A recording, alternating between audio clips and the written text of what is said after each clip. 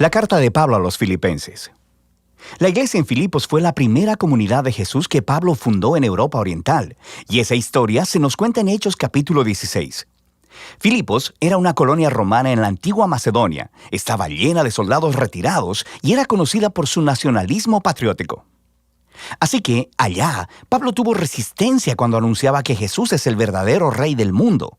Después de que Pablo salió de allá, aquellos que se hicieron seguidores de Jesús continuaron sufriendo resistencia, incluso persecución, pero siguieron siendo una comunidad vibrante, fiel al camino de Jesús. Pablo envió esta carta desde una de sus muchas prisiones y lo hizo por una razón muy práctica. Los filipenses habían enviado a uno de sus miembros, Epafrodito, para llevarle un regalo monetario a Pablo para su sostenimiento en la prisión. Pablo envió esta carta de regreso con Epafrodito para decir gracias y para hacer mucho más que eso. El diseño de esta carta no desarrolla una sola idea de principio a fin, como muchas de las otras cartas de Pablo. Más bien, Pablo ha reunido una serie de ensayos cortos, reflexivos o bocetos, y todos giran alrededor del centro de gravedad de esta carta, un poema en el capítulo 2. Este recuenta artísticamente la historia de la encarnación del Mesías, su vida, muerte, resurrección y exaltación. Luego, en cada uno de los bocetos, Pablo tomará palabras o ideas claves de ese poema para mostrar que el vivir como cristiano significa ver tu propia historia como una expresión viva de la historia de Jesús. Así que Pablo inicia la carta con una oración de acción de gracias y agradece a Dios por la generosidad de los filipenses por su fidelidad y expresa su confianza de que la obra transformadora que Dios ha empezado en ellos continuará mostrándose en más de esas hermosas expresiones de fidelidad y amor. Y Pablo, luego, se enfoca en la preocupación más obvia de ellos en ese momento, que es su condición en la prisión. Estar en una prisión romana no era algo fácil, pero paradójicamente había resultado en algo bueno para extender las buenas nuevas acerca de Jesús. Todos los guardias romanos, los administradores, todos saben que Pablo está en prisión por anunciar a Jesús como el Señor resucitado. Y su aprisionamiento ha inspirado confianza en otros cristianos para hablar de Jesús más abiertamente. Y Pablo es optimista de que será liberado de la prisión. Pero es posible que sea ejecutado. Y mientras reflexiona en esto, dice que realmente no sería tan malo, porque para mí, dice Pablo, vivir es el Mesías y morir es ganancia. Para Pablo, su vida en el presente y en el futuro es definida por la vida y el amor de Jesús por él. Así que, si es ejecutado, eso quiere decir que estará con Jesús, lo que sería grandioso para él. Y si es liberado, significa que puede seguir trabajando para empezar más comunidades de Jesús, lo que sería mejor para las demás personas. Y esto es lo que él espera que suceda. Y nota cómo funciona este flujo de pensamiento. Morir por Jesús no es el verdadero sacrificio para Pablo. Más bien, es permanecer vivo para servir a otros. Así que esa es la manera de Pablo de participar en la historia de Jesús. Sufrir para amar a otros más que a sí mismo. Pablo luego se vuelve a los filipenses y los exhorta a participar del ejemplo de Jesús pensando de la misma manera que él. Les dice, sus vidas como ciudadanos deben ser consistentes con las buenas nuevas del Mesías. Así que estos cristianos en Filipos vivían en un semillero de patriotismo romano, pero su manera de vivir debe ser moldeada por otro rey, Jesús, y eso podría traer persecución. Pero ellos no deben temer sufrir por estar asociados a Jesús, porque es la manera de vivir la historia de Jesús mismo, lo que lleva a Pablo al gran poema del capítulo 2.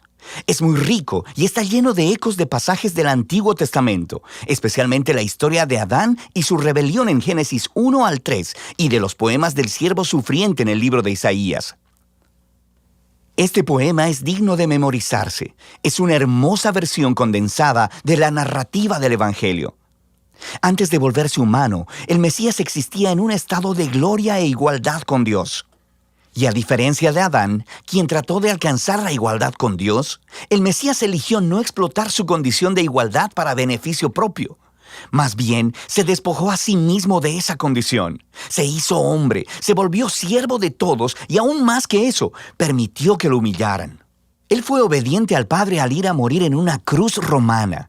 Pero a través del poder y la gracia de Dios, la vergonzosa muerte del Mesías fue revertida a través de la resurrección. Y ahora Dios ha exaltado a Jesús hasta lo sumo, como el Rey sobre todo cuanto existe, otorgándole un nombre que es sobre todo nombre, para que toda la creación reconozca que Jesús, el Mesías, es Señor, para la gloria de Dios Padre. Ahora, esta última declaración es asombrosa. Pablo está citando Isaías capítulo 45, un pasaje donde toda la creación reconoce al Dios de Israel como Señor. El punto de Pablo aquí es muy claro. En el Jesús crucificado y resucitado, descubrimos que el único y verdadero Dios de Israel consiste en Dios el Padre y el Señor Jesús. Así que para Pablo, este poema expresa su convicción acerca de quién es Jesús. Y hace algo más. Ofrece el ejemplo de Jesús como una manera de vivir que sus seguidores deben imitar. De manera que por esta razón, Pablo continúa inmediatamente contando dos historias. Primero, acerca de Timoteo y luego sobre Epafrodito, porque ambas son ejemplos de personas que están viviendo la historia de Jesús.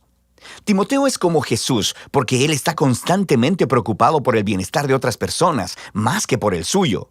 Y Epafrodito, a quien los filipenses enviaron con su regalo, terminó arriesgando su vida para servir a Pablo en la prisión. Se enfermó tanto que casi murió tratando de ayudar a Pablo, pero Dios tuvo misericordia de él y de Pablo al librarlo de perder un amigo. El punto de Pablo aquí es que este tipo de personas son ejemplos vivos de la historia de Jesús y son dignos de imitar. Luego, Pablo se vuelve hacia su propia historia como ejemplo. Esos cristianos que habían estado demandando la circuncisión de los cristianos no judíos, recuerda su carta a los Gálatas, todavía están causándole problemas a Pablo. Le siguen recordando de su pasado cuando solía perseguir a los seguidores de Jesús, cuando intentaba mostrar su rectitud delante de Dios con su celosa obediencia de las leyes de la Torá. Pero al igual que Jesús, Pablo ha desechado todo ese estatus y privilegio. Él considera todo eso como basura, y la palabra que él usa es de hecho mucho menos cortés. Él está despojándose de todo para hacerse un siervo al igual que Jesús, para participar de sus sufrimientos y de su amor sacrificial. Y hace todo esto esperando que el amor de Cristo lo sostenga hasta la muerte y hasta la resurrección. Así que Pablo dice que para los seguidores de Jesús, su verdadera ciudadanía está en los cielos. Pero para Pablo, esto no significa que debemos estar esperando salir de la tierra e ir al cielo algún día. Más bien, el cielo es el lugar trascendente donde Jesús gobierna como Rey. Y él dice, esperamos ansiosamente que nuestro Rey Salvador venga de ahí y regrese, para traer su reino de justicia sanadora y de amor transformador, para producir una nueva creación. Luego, Pablo reta a los filipenses a seguir viviendo la historia de Jesús.